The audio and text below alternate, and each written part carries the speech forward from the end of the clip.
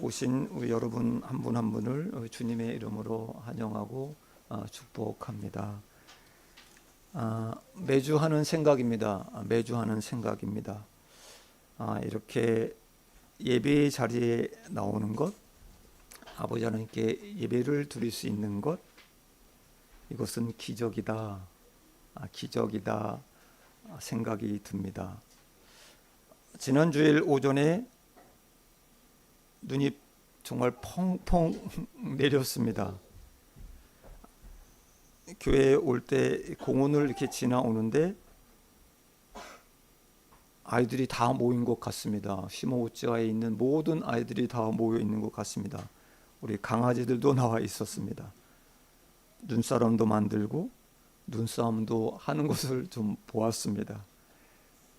오랜만에 내린 눈으로 마음이 기뻤습니다. 그런데 누구는 기쁘고 행복한데 그 눈 때문에 교회에 가고 싶어도 이 자리에 못 나오신 분들이 있었습니다. 그리고 독감으로 못 나오신 분들도 있었습니다. 오늘 이 자리에 함께 하심, 우리를 부르시고 우리의 발걸음을 인도하신 주님의 은혜, 그 은혜를 다시 한번 느껴봅니다. 은혜로 아버지 하나님의 인도하심으로 온 이 자리, 성도 여러분, 그냥 교회 다녀왔다, 그냥 교회 갔다 왔다, 그런 정도의 시간이 아니라 주님을 꼭 만나고 주님이 주신 그 은혜를 만땅으로 받으셔서 그 은혜로운 시간 되시기를 축복합니다. 오늘 본문 요한복음 5장 31절부터 47절까지의 말씀입니다. 이 말씀만 딱 떼어서 은혜를 나누기보다는 요한복음 5장 전체를 좀 볼까 합니다. 그래서 한 세 부분으로 나누어서 같이 살펴보길 원합니다. 사랑하면 믿는다, 사랑하면 믿는다 라는 제목으로 우리 말씀을 나눌 때 이곳에 하나님이 주실 그 풍성한 은혜를 누리시기를 원합니다. 첫 번째 부분입니다. 성도 여러분 잘 아시죠? 베데스다 병자의 치유 사건입니다. 지금 한국은 구정 연휴를 우리 맞이했습니다. 우리 구정을 우리 맞이해서 우리 연지자매도 또 우리 이곳 일본에 왔다고 들었습니다. 우리 기영 형제, 우리 행복한 그런 명절 보내시기를 부탁드립니다. 명절이 되면 여러분 대부분의 사람들은 가족들과 친척 친지들이 만납니다. 그리고 맛있는 음식 나눕니다. 그리고 오랜만에 만남으로 서로를 그리고 상대방에게 격려해주고 우려를 주고 사랑해주는 그 행복한 시간을 만들어 갑니다. 유대인들에게도 여러분 잘 아시죠? 6월절, 77절, 초막절 이런 명절들이 있습니다. 유대인들은 명절에 어디로 갈까? 예루살렘 성전으로 갑니다. 제사를 드리는 것 가장 중요하게 유대인들은 생각을 합니다. 그래서 명절 때만 되면 이 예루살렘은 그 제사를 드리려고 몰려오는 그 순례객들로 인산인해를 이룹니다. 예루살렘 성전 근처는 거대한 축제의 장이 됩니다. 많은 사람으로 술렁이고 여기저기서 찬양이 울려 퍼지고 사람들의 마음도 설렙니다. 예수님도 이 명절에 예루살렘에 오셨습니다. 그런데 예수님은 요한복음 5장 2절을 보시면 성전에 가서 거룩하게 기도하셨다라고 기록되어 있지 않습니다. 양문 곁에 있는 베데스다라고 하는 이 연못으로 발걸음을 옮기십니다. 베데스다, 헬라어의 발음상이 이렇습니다. 베이트 헤세다라고 합니다. 자비의 집이라는 의미를 갖고 있습니다. 이곳에서는 행각이 5이 있습니다. 5 기둥이 있었고 그곳에 그 행각에는 맹인, 다리 저는 자, 아픔, 그리고 중풍병자 등 수많은 환자들이 그곳에 모여 있었습니다. 병자들이 이곳을 떠나지 못하고 있는 단 하나의 이유가 있었습니다. 왜냐하면 이 연못에 천사가 가끔 내려옵니다. 그리고 그 물을 움직이게 만듭니다. 이 물이 동하는 그 순간 이 연못에 가장 먼저 들어간 사람, 그 사람은 어떤 병에 걸려 있던지 병이 나았다라고 하는 이 전설이 있기 때문입니다. 이들에게는 이것이 신앙이 되어 버립니다. 이 베데스다는 이들만의 성전이 되어 버립니다. 베데스다는 자기들 방식으로 하나님의 자비를 기대하는 이 병자들의 성전이 되었던 것입니다. 저는 이 병든 자들, 이 아픈 분들이 이 많이 모이는 그곳이 어떠했을까 좀 생각을 좀 해봅니다.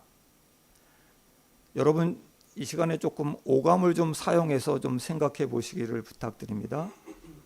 특히 후각을 통해 그곳의 냄새가 그 베데스다의 그 한각이 있는 그곳이 어떤 냄새가 있었을지 한번 상상을 해 보시기를 부탁드립니다. 저는 이 말씀을 묵상하면서 예전에 갔었던, 여러분 아실지 모르겠네요, 오산리 금식 기도원, 이 냄새가 생각이 좀 났습니다. 많은 환자가 모여, 특히 암 환자분들이 거의 대부분이 모여 있는 이 오산리 금식 기도원, 기도할 때 나오는 특유의 냄새가 있습니다. 그 냄새보다 더 심하지 않았나? 라는 좀 생각을 좀 해봅니다. 축대의 뒤편, 그 누구도 지나가고 싶지 않은 그 행각, 그 연못길, 비참한 사람들이 모인 이곳에 우리 예수님께서 이 베데스다로 뚜벅뚜벅 걸어가십니다. 사도 요한 그곳에서 38년 동안 누워있던 한 병자를 소개합니다. 그는 정확히 어떤 질병인지 성경에는 기록되어 있지 않습니다. 38년 동안 그저 움직이지 못한 채 그 꽃 같던 그 청년 시절의 젊은 시절을 보내며 좀 안타까운 인생을 보내지 않았나 좀 생각이 됩니다. 그는 물이 움직일 때, 그는 물이 동할 때 가장 먼저 들어간 사람만이 치유되는 이 엄청난 경쟁, 참여할 수 없는 그 절망의 사람이었습니다.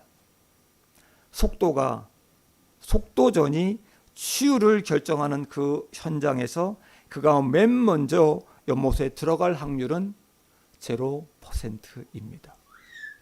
그럼에도 그는 매번 누군가의 도움을 받아 이 베데스다라고 하는 연못에 옵니다. 아마도 그에게 이 베데스다는 좌절과 절망의 자리였을 것입니다. 그런데 단 하나 동시에 유일하게 희망의 자리였을 것입니다. 예수님은 보십니다. 가장 가망 없는 이 38년 된 병자를 보십니다. 그리고 그에게 다가갑니다. 그리고 그를 보시고 그의 고통을 아시고 내가 낫고자 하느냐 욕구 나리타이노까 이렇게 묻습니다. 병자는 예수님을 봅니다. 그는 자신을 도와주러 온 고마운 분이시구나, 성품이 좋으신 분이구나 싶어서 도와달라고 요청합니다. 선생님, 저를 이 연못에 좀 넣어주시기를 부탁드립니다. 어느 누가 저를 도와주지 않습니다. 항상 다른 사람이 먼저 그곳에 들어갑니다. 나 좀 데려가 주세요. 베데스다는 자비의 집입니다. 그런데 알고 보니 이것도 세상처럼 제일 먼저 1등이 되어야 치유되는 선착순이 지배하는 비정한 장소였던 것입니다. 저 사람 때문에 내가 먼저 못 들어가. 서로 미워하고 경쟁하는 베데스다 장소였습니다. 여러분 잘 아시는 우리 김기성 목사님의 설교에서 이런 말씀을 좀 들었습니다. 어떤 철학자가 우리가 사는 이 시대를 이런 사회라고 이야기했습니다. 팔꿈치 사회, 팔꿈치 사회라고 이야기를 좀 들었습니다. 옆사람을 옆에 있는 사람으로 팔꿈치를 밀치며 앞으로 달려가야 하는, 앞으로 달려야만 하는 치열한 경쟁 사회를 일컫는 말이라고 합니다. 팔꿈치 사회 속에서 이 치열한 경쟁이 싫어 실례지만 우리나라의 30, 40대의 젊은이들이 애국에서 살고 싶어 이민을 간다라고 하는 이야기를 듣곤 합니다. 이 치열한 사회에서 여러분들은 어떻게 살아가고 계십니까? 어떻게 살아가고 계십니까? 오늘 베스트 연못가에 살고 있던 사람들, 냉정한 경쟁의 현실, 누군가를 팔꿈치로 밀쳐서 앞으로 나아가야 하는 이 사회, 이 비정한 사회 속에서 몸과 마음이 지쳐 안식을 잃어버리고 살고 계시진 않습니까? 제일 먼저 내려갈 가능성 0%인 이 38년 된 병자에게 예수님은 말씀하십니다. 명하십니다. 일어나 내 자리를 들고 걸어가라. 일어나 내 자리를 들고 걸어가라. 오키야가리 나사이 돕고 카지 이때 아루키 나사이 라고 말씀합니다. 38년 동안 혼자 힘으로 절대로 일어나 본 적이 없는 이 사람, 예수님을 봅니다.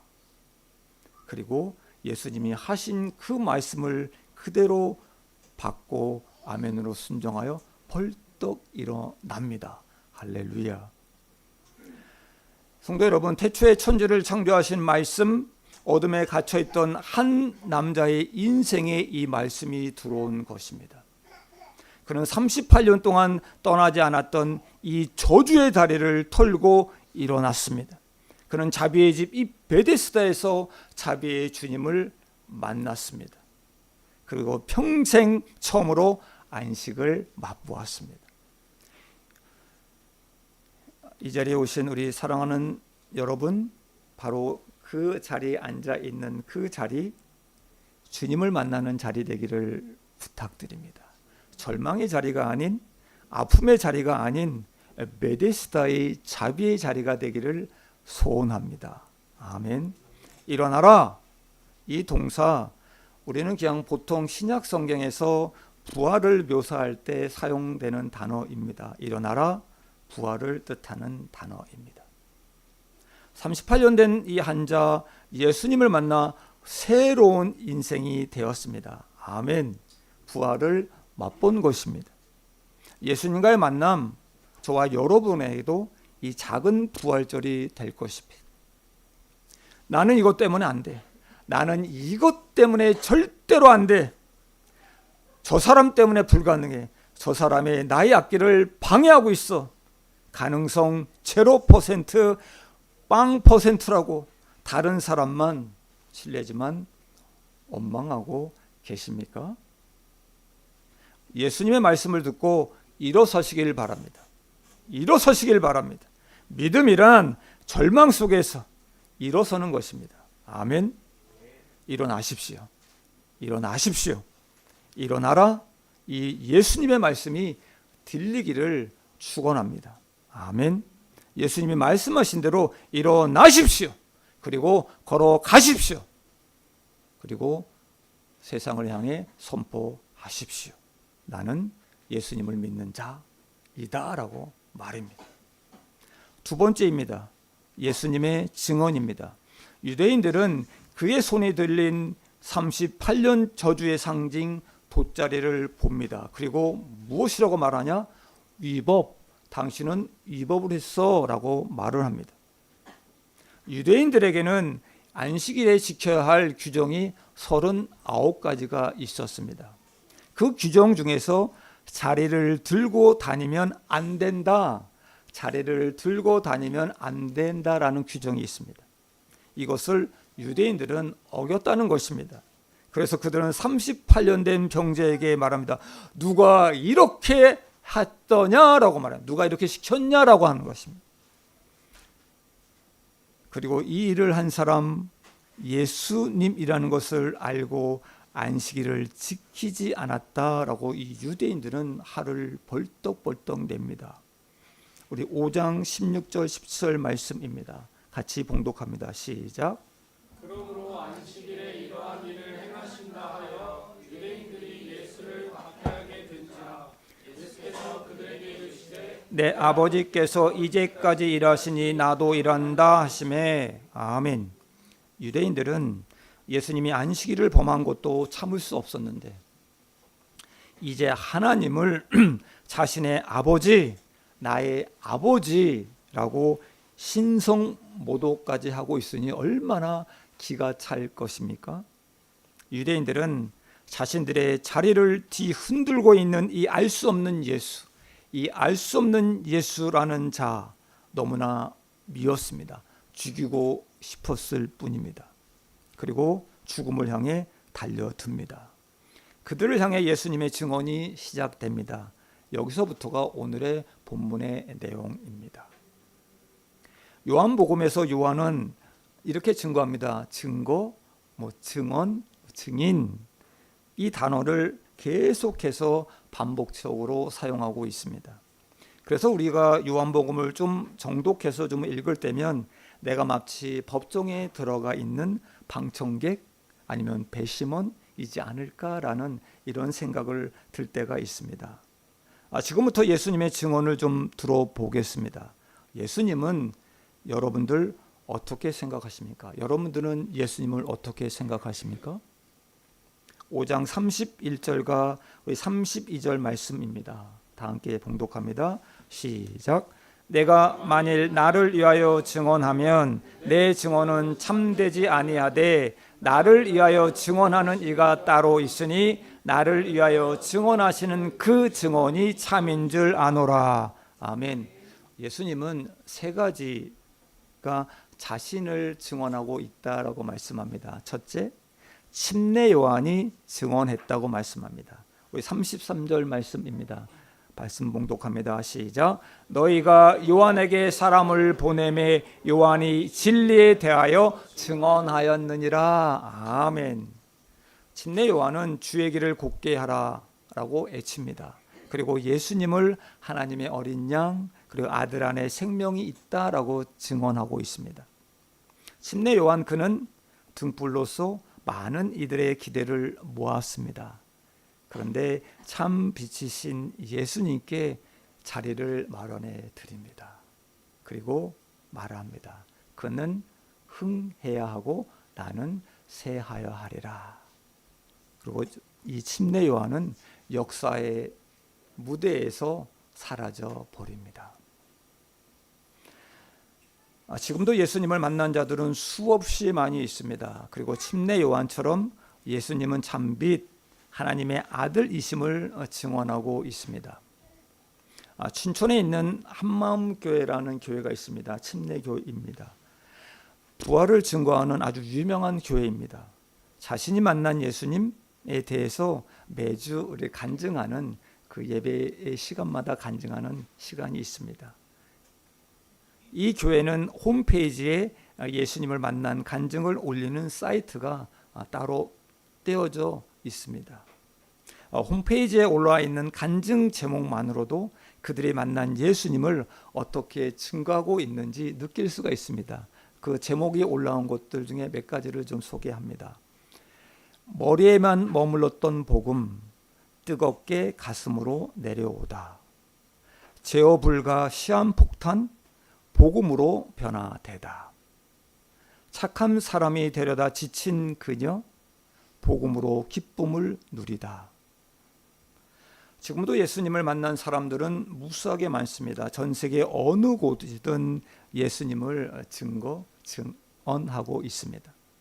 저와 여러분, 우리들의 삶 속에서 역사하시는 그 예수님, 그 예수님을 증거하는 또 다른 침례 요한이 되시기를 부탁드립니다. 아멘. 둘째, 사역으로 자신이 하나님의 아들임을 증언한다라고 말씀합니다. 우리 36절 말씀입니다. 시작.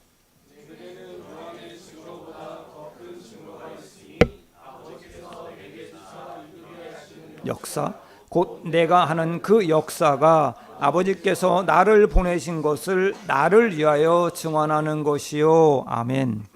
또 누가 예수님을 증거하고 있습니까? 예수님께서 하신 사역이 증언하고 있다라고 말씀은 합니다. 병든 자가 낫습니다. 죽은 자가 살아납니다. 억눌린 자가 자유를 얻게 하는 일, 하나님이 예수님과 함께 하심을 증언하고 있는 것입니다. 예수님이 베푸신 이 모든 기적들, 이 기적 자체가 예수님이 하늘에서 오신 존재이다. 예수님이 하나님이시라는 것, 예수님이 메시아이라는 것을 증언하고 있는 것입니다. 누가 이런 기적을 행할 수 있겠습니까? 저는 요즘 요한복음을 묵상하면서 이런 주제를 또 하나 정해봅니다. 예수님은 사랑의 하나님이시다라는 것을 좀 느끼고 있습니다.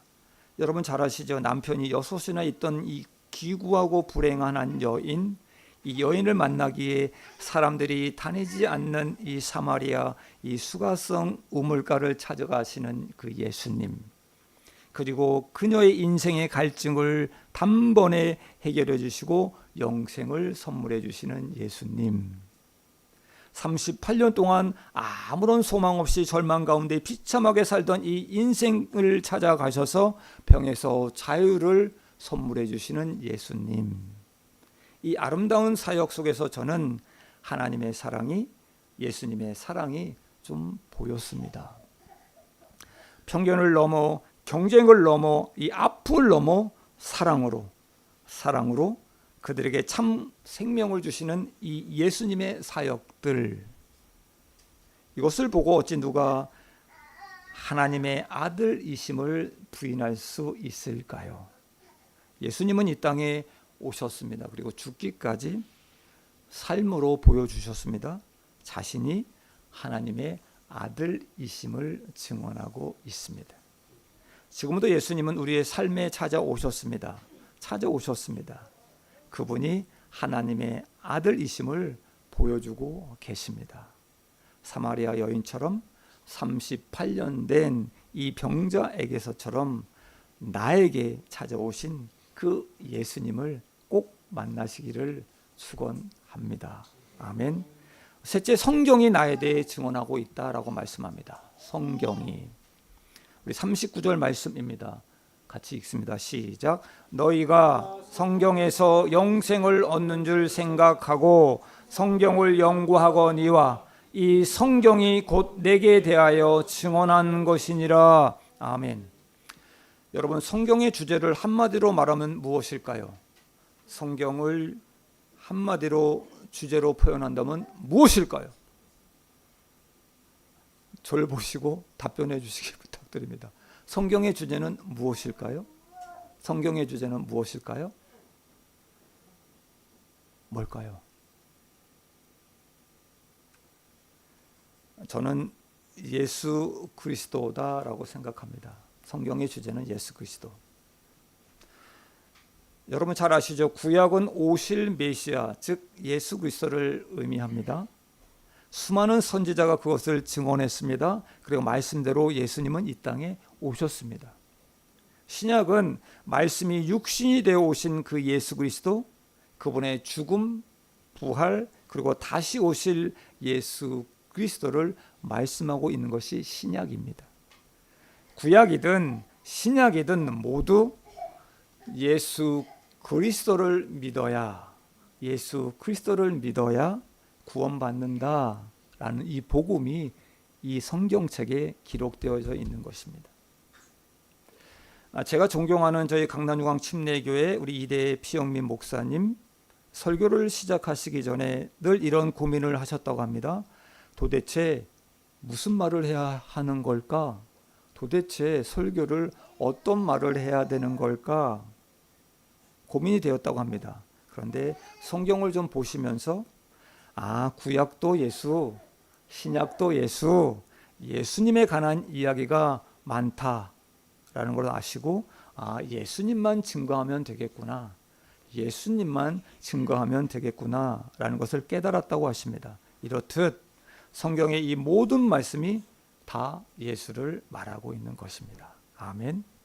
예수님은 침례 요한이, 그리고 나를 만난 자들이, 내가 행한 사역들이, 그리고 성경이 나에 대해 증거하고 있다고 말씀합니다.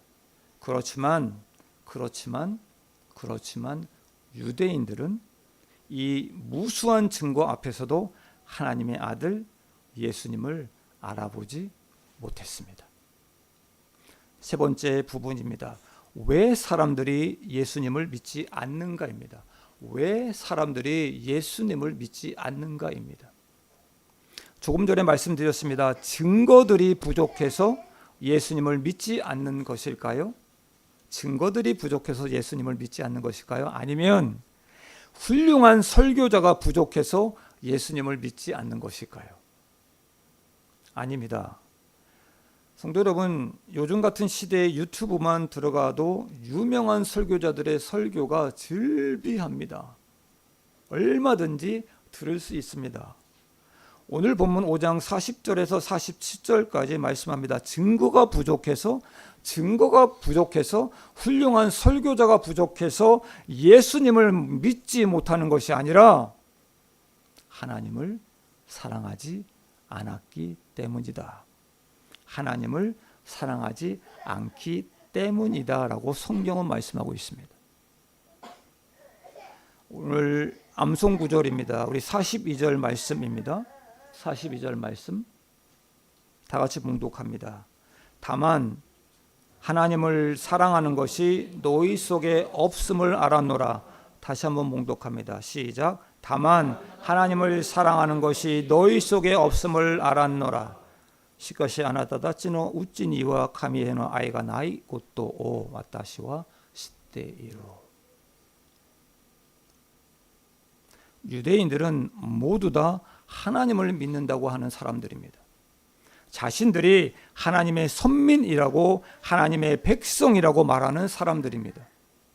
그러나 예수님은 말씀하십니다.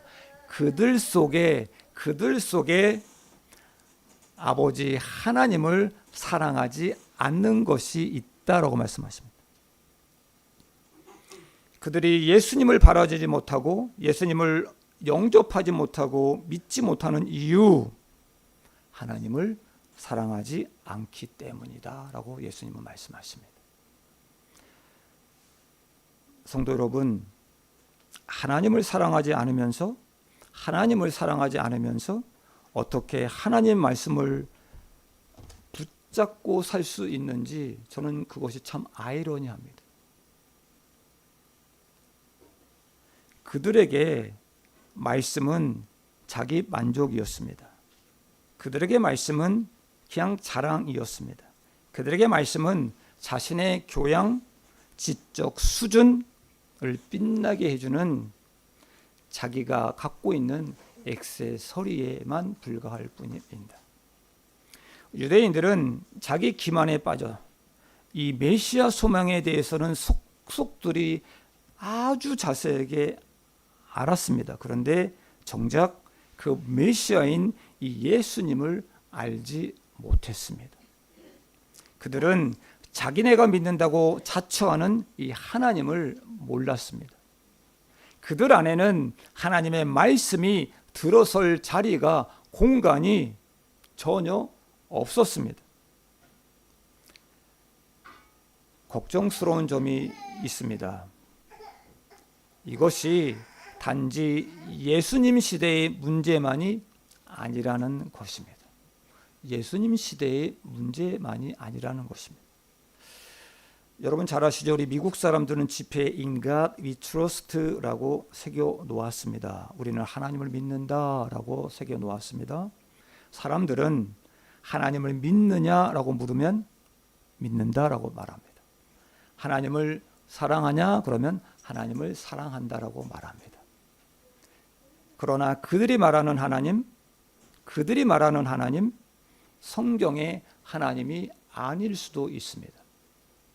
그들이 말하는 하나님, 자기들 머릿속으로 생각해낸 자기들에게만한 좋은 하나님이라는 것이, 내가 외로울 때 그냥 위로가 되어주고, 내가 배가 고프면 먹을 것을 주시고, 실패하면 용기를 주는 그냥 나의 필요만을 채워주는 하나님, 죄를 지어도 뭐 인간이 다 그런 거야, 그냥 죄를 감싸주는 하나님, 내가 원하는 삶을 그냥 지원해주는, 후원해주는 하나님을 만듭니다. 그 하나님을 사랑하는 것입니다. 유대인들처럼 성경의 하나님이 아닌 자신이 만든 가상적 신을 사랑하는 사람들, 지금 오늘을 사는 저와 여러분은 어떻습니까?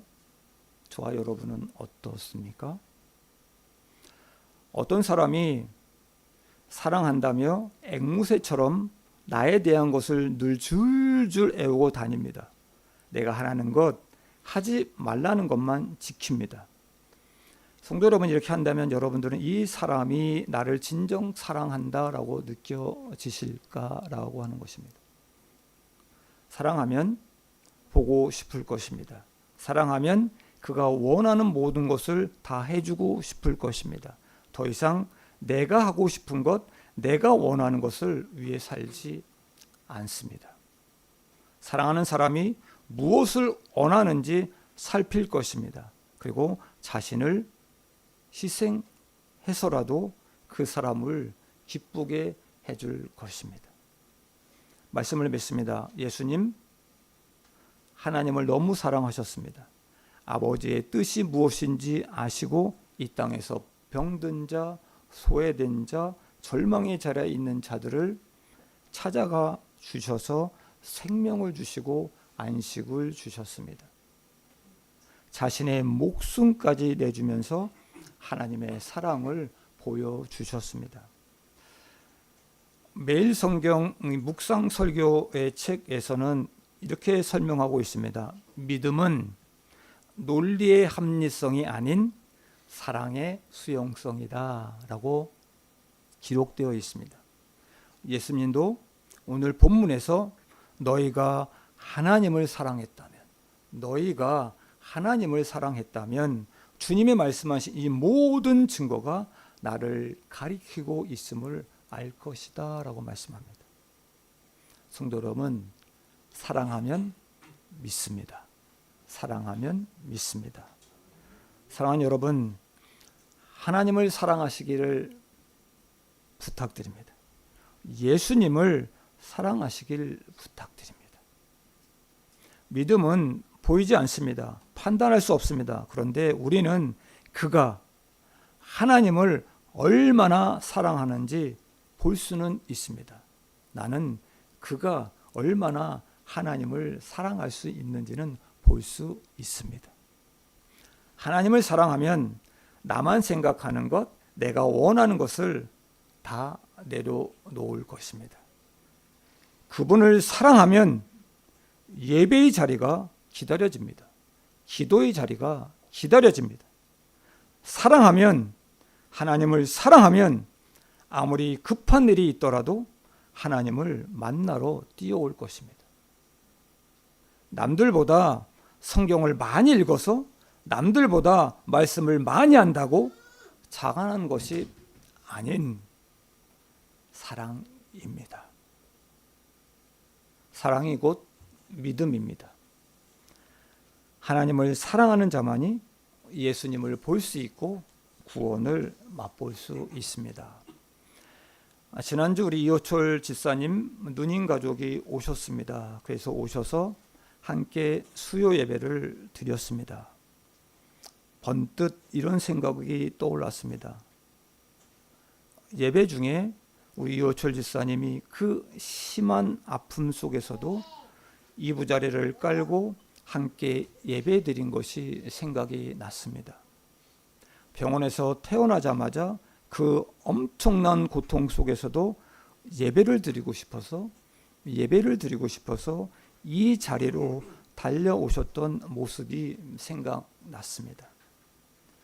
네, 그렇습니다. 우리 이호철 집사님은 정말 하나님을 너무나 사랑했던 믿음의 사람이었습니다. 부활하신 후 베드로에게 나타나신 예수님이 묻습니다. 내가 날 사랑하느냐?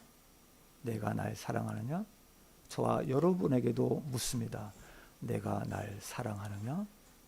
너가 날 사랑하느냐? 너보다 나를 더 사랑하냐? 진짜냐? 이렇게 동일하게 물으실 것입니다. 성도 여러분, 어떻게 해서라도 내가 해보려고, 살아내보려고 안간힘 쓰지 마시기 부탁드립니다. 그냥 예수님 앞에 나오시기를 부탁드립니다. 그분께 한번 다 맡겨보시길 부탁드립니다. 하나님을 사랑하면 믿음으로 이 모든 것들을 맡길 수 있습니다. 적어도 이 주일 하루만이라도 온전히 주님이 하실 것을 믿고 내가 일하지 말고 한번 맡겨보시기를 부탁드립니다. 그것이 하나님을 사랑하는 우리의 믿음의 증거입니다. 사랑하는 여러분, 하나님을, 우리 예수님을 뜨겁게 사랑하시기를 부탁드립니다. 그 무엇보다, 그 누구보다 하나님을 뜨겁게 사랑하는 우리 동경 사랑의 교회, 우리 성도님 되시기를, 모두 다 되시기를 주님의 이름으로 축원드립니다. 기도하겠습니다.